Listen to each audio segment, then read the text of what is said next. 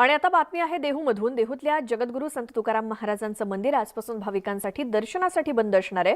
पंतप्रधान नरेंद्र मोदी 14 जून रोजी देहूमध्ये येणार आहेत आणि त्या पार्श्वभूमीवर केंद्रीय सुरक्षा पथकाने केलेल्या सूचनेनंतर 14 जूनला संध्याकाळी 5 वाजेपर्यंत हे मंदिर बंद असणार आहे।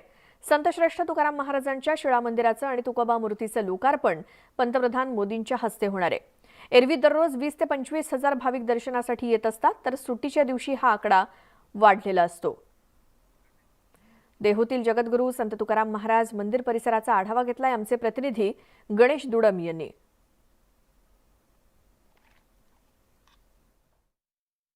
जगद्गुरू संत तुकाराम महाराजांचा पालखी सोहळा 20 जूनला आहे। त्यानिमित्त 14 जूनला देशाचे पंतप्रधान नरेंद्र मोदी हे देहूत येणार आहे।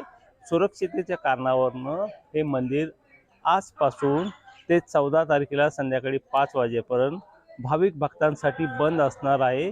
कारण की प्रथमच देहूमध्ये देशाचे पंतप्रधान नरेंद्र मोदी येणार आहे। शिळा मंदिराचं लोकार्पण सोहळा आहे, त्या सोहळ्यासाठी ते देहूत प्रथमच येणार असल्याने देहू देवस्थानची ही लगबग कुठंतरी सुरू आहे। त्यामुळे या लगबगीमध्ये कुठंतरी खंत पडू नये आणि संपूर्ण तयारी चोख व्यवस्थित व्हावी आणि सुरक्षिततेचंही कारण असल्यामुळे आता हे मंदिर काही वेळातच भाविक भक्तांसाठी बंद होणार आहे। गणेश दुडम, न्यूज 18 लोकमत, देहू।